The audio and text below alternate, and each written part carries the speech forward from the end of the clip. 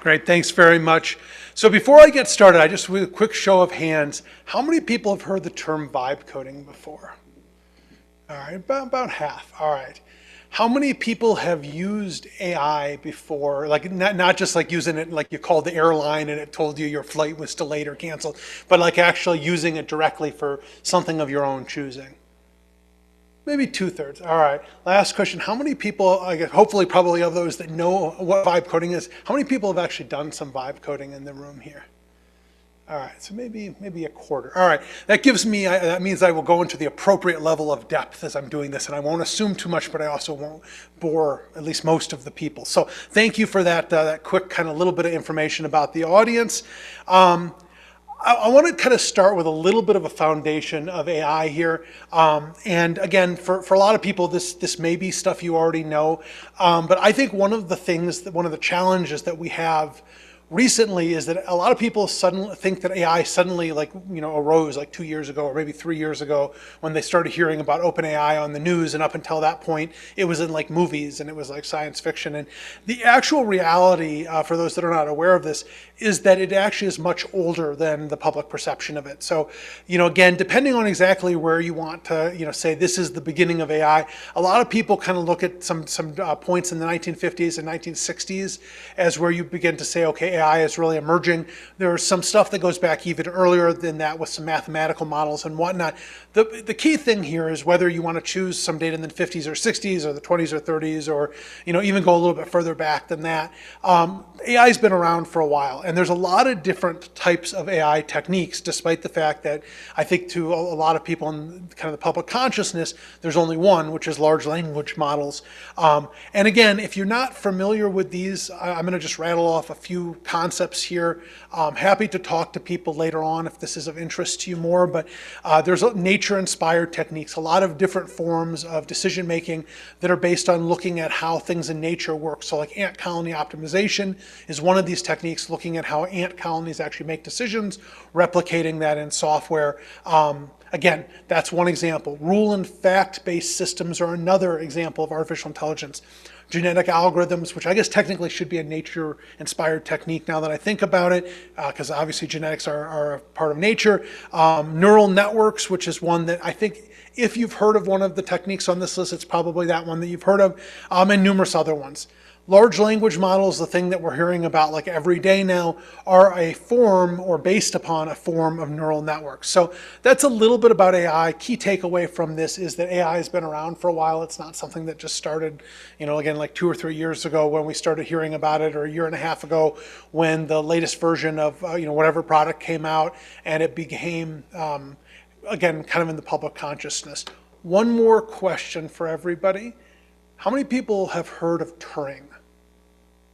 All right, about half again. All right, how about the Turing test? All right, interesting. More people have heard of the Turing test than Turing. That's either that or I woke people up with the second question. All right. So the Turing test is a really neat concept, right? Again, so this goes way back to Alan Turing, who proposed this concept of when you have a point where a human who is interacting with a computer can't determine whether they're interacting with a computer or another human, that satisfies the Turing test. And the fundamental thing here, the thing that is incredible that he had this notion way back when, is that many of our current AI systems, our large language models, are now satisfying this Turing test, and that's what suddenly made everybody think, oh wow, we have AI, AI is doing this stuff. So it's an interesting time, certainly with this, and I want to talk a little bit today. I want to talk about security. I want to talk a little bit about how AI is being used in research computing, and there's just so much here, right? And I could spend the next 3 days talking about it, but that thing says I only have 25 minutes and 12 seconds left, so I guess I'll have to go a little bit faster than that. So for those that are not familiar with the term vibe coding, for those that have heard it but maybe don't know a definition for it, it's a way of coding using AI for the development of code. And there's a really important distinction here. It's not just any time you use AI when you're coding, right? So if I go into my, whatever your favorite AI product is, and I ask it to give me a snippet of code or to help me find code on the internet, that is not vibe coding. That may be AI-enabled coding or AI-assisted coding. But the concept of vibe coding is when you actually have the AI doing a lot of the coding for you, when you're basically telling it what to do. You're giving it your requirements, and it's filling in, most of the details and doing most of the work. Now, you can, there's no hard and fast standard that, it has to write 97% of the code for it to be right vibe coding. If you only 95, it's something else. But that's important to realize, again, that we're talking about significant amounts of AI code generation here, not just kind of casual use of AI by people that are developing software.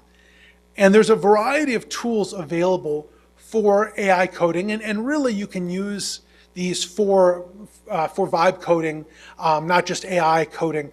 The probably least sophisticated approach is just going into an LLM chat and asking it to generate code. Most of the LLMs now, the current versions, at least the big ones, can generate code in this interactive chat. You tell it you would like a simple algorithm for whatever, it will make it, it will give you the code for it, and it will do enough of it that you're done, right? That it might work, you can test it, you can see. Usually also, if you feed it existing code and you say, can you fix this, can you add this? Again, most of the major LLM chat modes will be able to do that for you as well. That's the very basic way of doing it. And the reason it's very basic is because you're having to do a lot of the work as the user to make that happen. The next kind of level up, and I make this distinction. I'm not sure these really should be thought of as like a hierarchy or a stack, because I actually think the middle one is kind of the sweet spot for where you get the most productivity from this right now. But the next level up is tools that help generate code or generate portions of code. These are tools that are an integrated development environment. You may open your existing code base and then say, change this, add this, do this, whatever. You may open up a brand new file and say, hey, I would like a system that does whatever you want, and it makes it right in the development environment. A lot of these environments have the ability to run code or to render the code or to compile the code, just like any other development environment you might use for a given language would be. And again, so this is an area, this is where, from my perspective, I think the systems really work well. This is where we're kind of getting to the point where it's ready for everyday use. The last thing that we have is tools that attempt to produce an entire application in one shot. You say, hey, I need an HR system, click, and then wander away for a little bit and make it, and hopefully it makes the right HR system for you. Now, most of these tools do give you the ability, you can put a lot of text in, you can really describe what you want, and you can go back and ask it to tweak it. But this is not going to be quite the same experience as the middle one, and if somebody tells you should make your systems this way right now, I would do a lot of testing before you deploy it. That's all I will say about that. But again, there's a lot of neat stuff out there, and I think we're going to see more and more capability, of designing a piece of software well, designing the user requirements well, and getting more and more towards being able to actually just, again, kind of make it in one, or at least one kind of initial, this is building the core of the system, and then here are some changes, here are some additions, here's some stuff you got wrong, just like you would do with a human developer. Another thing that I want to mention here too, since most of the people in here are from educational backgrounds, I realize not everybody, again, my role involves teaching students, so this is kind of a big thing for me. I know a lot of other people in here are more on the IT side and don't have quite that role, but whether you're dealing with students, whether you're dealing with junior developers, whether you're dealing with a new challenge that you just haven't worked in that area before, one of the really neat things about a lot of these tools is you can ask it how to actually do something. So I have two students that have been working for a while, doing some vibe coding, and we said, oh, why don't we add multiplayer to this game that they were making? And neither of them has done multiplayer. Neither of them, I think, had necessarily done networking stuff before this. And they asked the tool, hey, how do we add multiplayer to this? And the tool gave them good advice, and then gave them advice about how to prompt the tool to actually do that. And they made a multiplayer system, having never done multiplayer or much networking or some of that stuff before as well too. So again, there's some really neat stuff you can do with these tools, not just having it do the work for you, but also having it do the work with you or helping you do the work. So now that we've talked a little bit about what vibe coding is, I want to talk a little bit about what vibe coding can be used for. New application development is a big area. Again, you want to be using this with a language that has significant documentation available.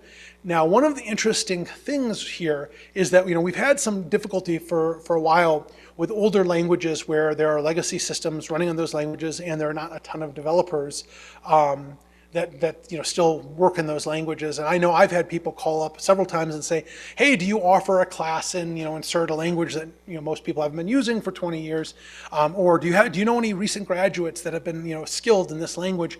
And the answer is usually no to that. Because there's a lot of documentation, there's a lot of documentation out there. Some of these tools actually can do a pretty reasonable job of working in some of these older languages. So that's kind of an interesting tidbit. If you have older software, whether you want to try to upgrade it to a newer language, or if you just want to make some changes to it, some of the vibe coding tools can actually be pretty helpful for that. Vibe coding tools do pretty well for most business applications and standard application types. Again, I mentioned the students put together a game using it as well. There's a lot of documentation out there on what is this application, what is a game, how does this work, what types of things do you need. So that's information that's embedded in the weights of the model, that's embedded into the systems that actually do the vibe coding. And an area that's probably of great interest to the folks in this room is that this is a really great tool for software for scientific testing, right? Whether you're doing stuff in the computational fields where you're actually trying to test a new algorithm and you just need to make it and you want to see how it performs and then tweak it 53 times and see how if it still performs that way. Or if you want to make a little bit of software to go do something in biology or zoology or physics or chemistry or any other field, vibe coding can be tremendously helpful for that.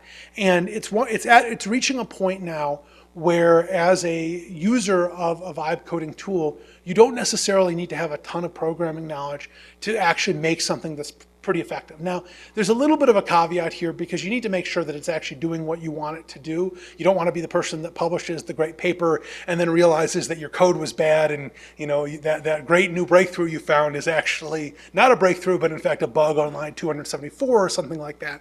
So there still is some need to be able to understand the code that's being produced.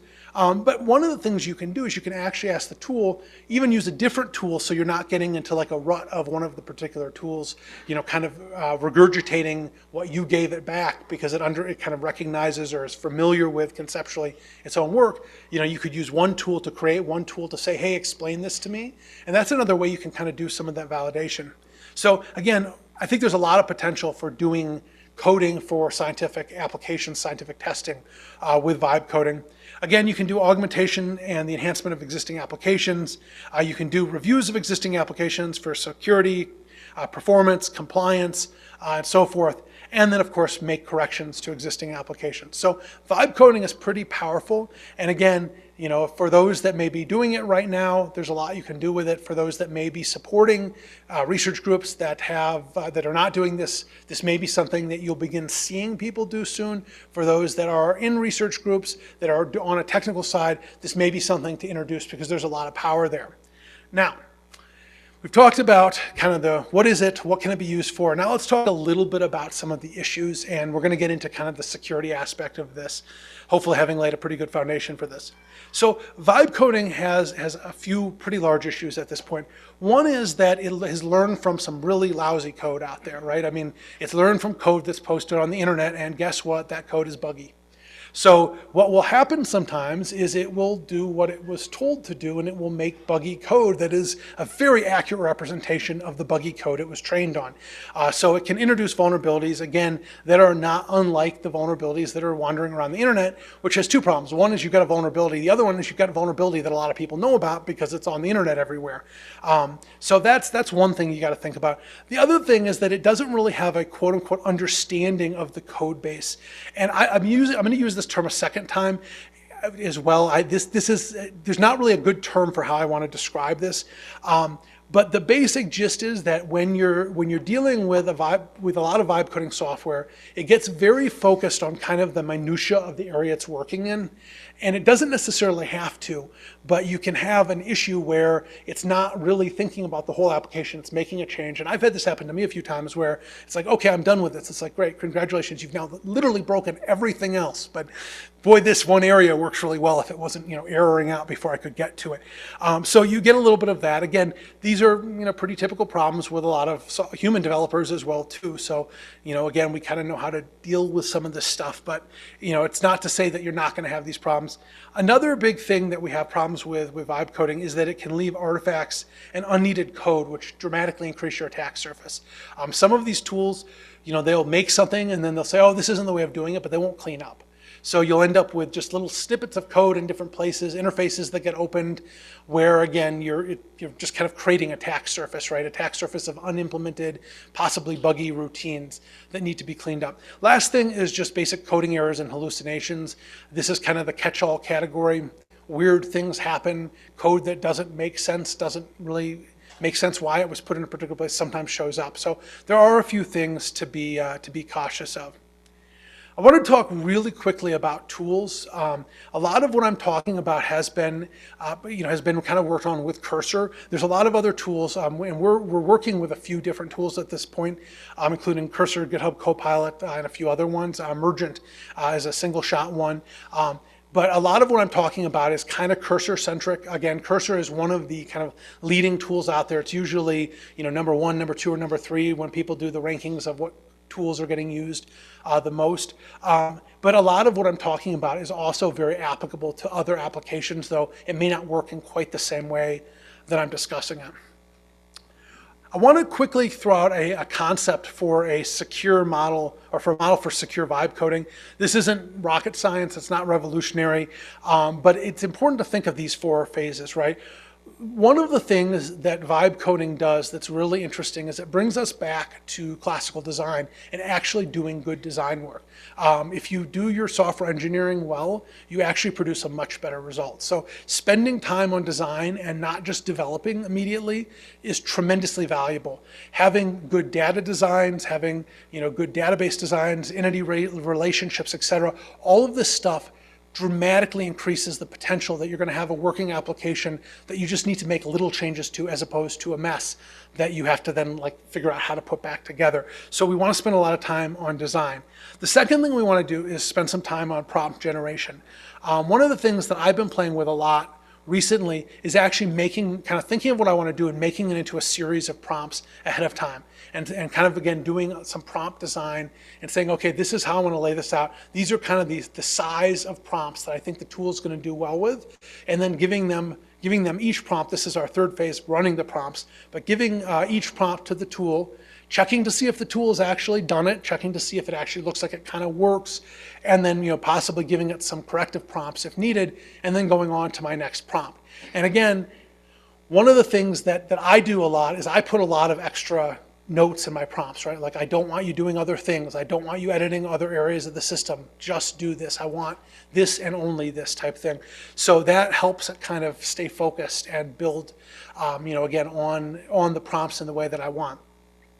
Last thing, of course, is evaluation and correction.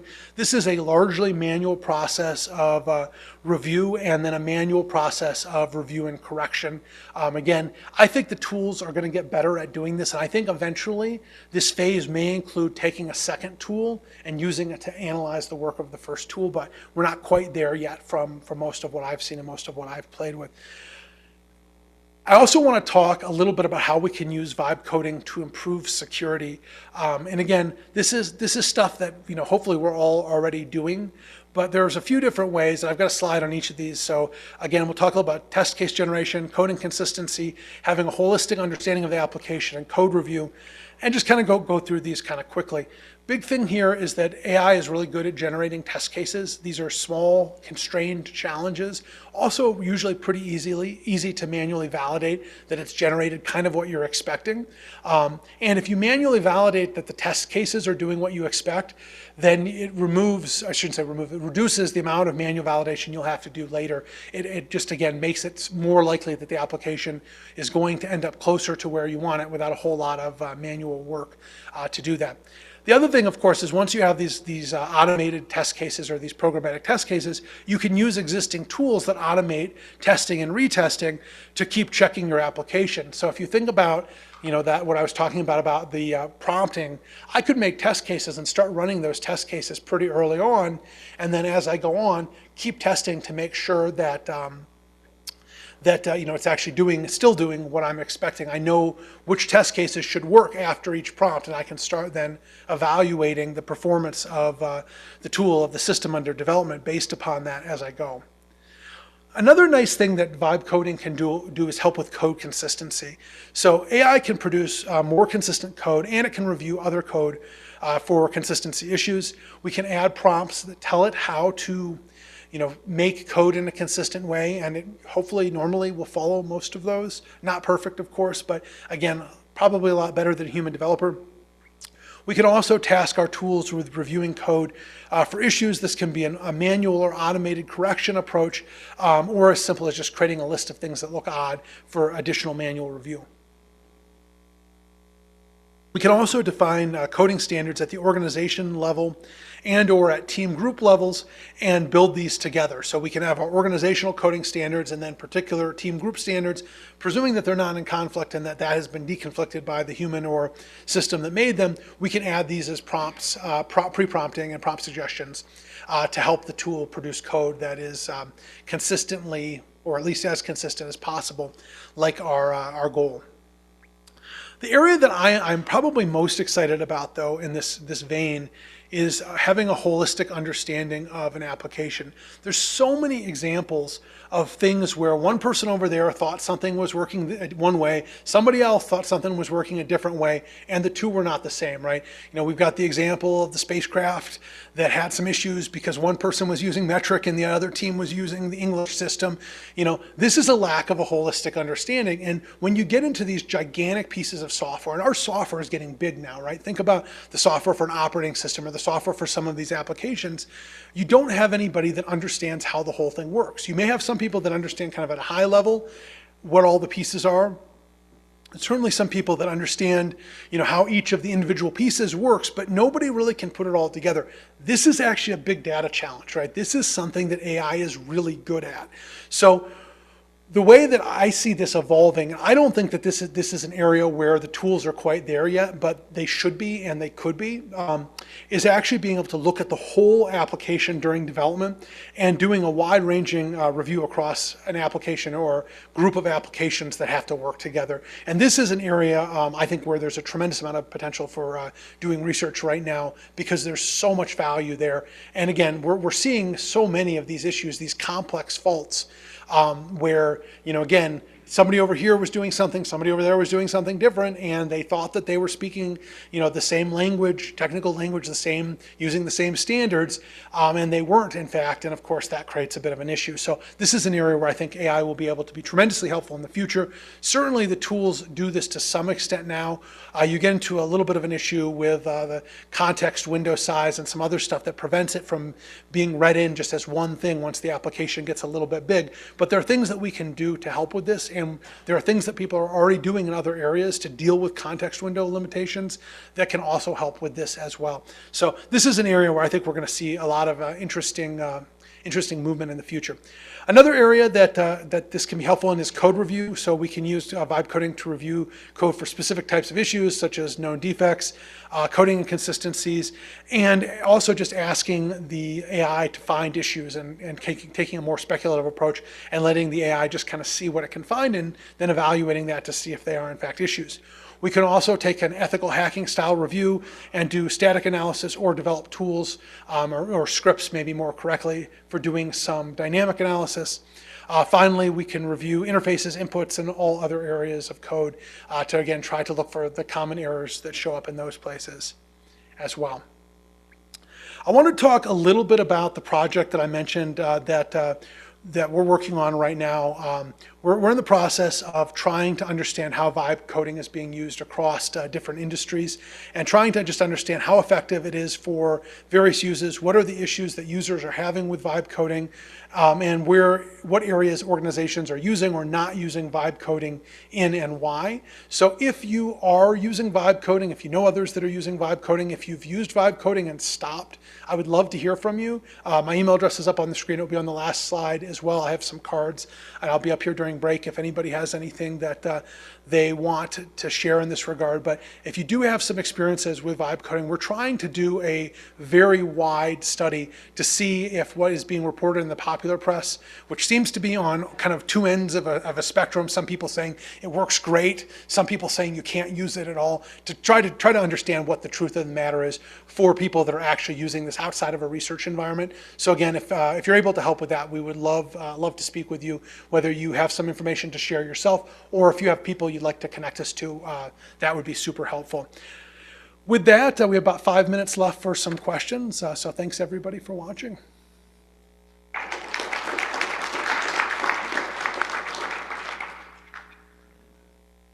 Hey, Chris at ESNet.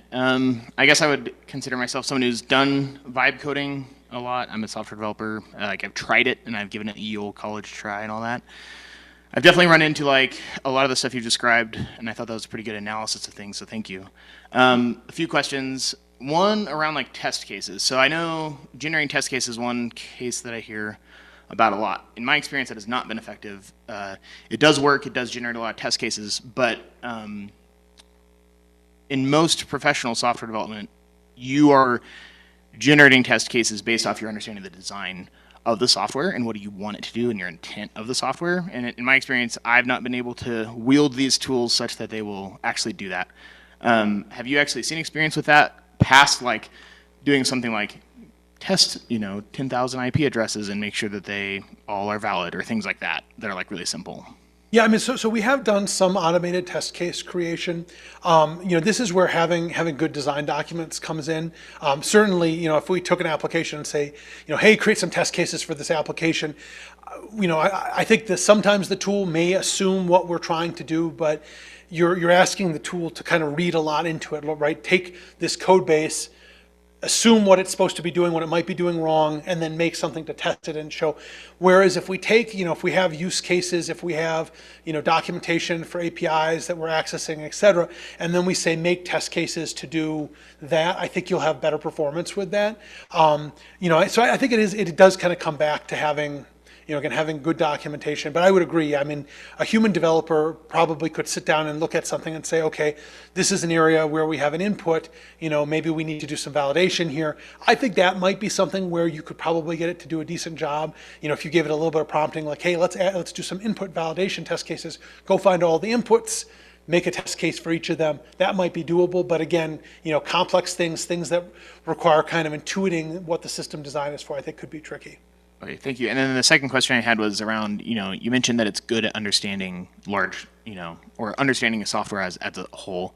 And I was glad to hear you mention the context window issues because that does prevent you from being able to actually pull in an entire repository and understand it. So like aside from going down the path of like a RAG, which even Google has abandoned like RAGs at this point, they're like, it's not really that worth it. Like what's a way that you can actually get an AI tool to understand your code base? Because in my experience, again, it does not know that. You have to give it, every single time you interact with it in a new context, you have to tell it, no, we're using Docker Compose, even though there's a file right there, or no, we're using, this technology, that kind of stuff. Yeah, no, and that's a really good point. And I should say my point was that it should do that well, not necessarily that it does do that well. I mean, again, it's a big data problem. This is what AI is supposed to be good at. I think one of the things that we can do to help it along the way is giving it structure. Giving it the hierarchy of the code. Forcing it to do abstracting of relevant things, telling it what should be abstracted. Obviously, the work that a lot of organizations are doing on increasing the context window size also helps because it means that it can read more in. We can also do like a structured read-in where we say, okay, we're going to look at this piece of code over here, and now we're going to do a comparison to the rest of the code base, where we can do lots of those and kind of cross-match stuff if we need to. I think there are some techniques, but certainly it's not something, to the best of my knowledge, that any of the tools are doing just like right out of the box right now. And it does take a certain amount of work to get them to do that, even if you kind of know what you'd like it to do. Cool. Thank you so much. And if you want people to talk to about vibe coding, we have people that are on every side of the spectrum at ESNet, so happy to find people. No, yeah, hopefully to talk to you afterwards. And we only got a few seconds left, but I will try to answer your question quickly. Yeah, so do you have any comment on differences in validation load or like other outcomes between like very programming things where it's like procedural or functional or what have you versus very declarative things like configuration files? No, we haven't looked at it with that level of specificity yet. I would venture to guess that there is going to be different performance. I'm not sure. I would guess which one is necessarily going to be better. I can think of instances of both working well and both types of things working poorly, but that would certainly be an interesting area to kind of look into more. Thanks for the suggestion. I'll look at that exactly on time.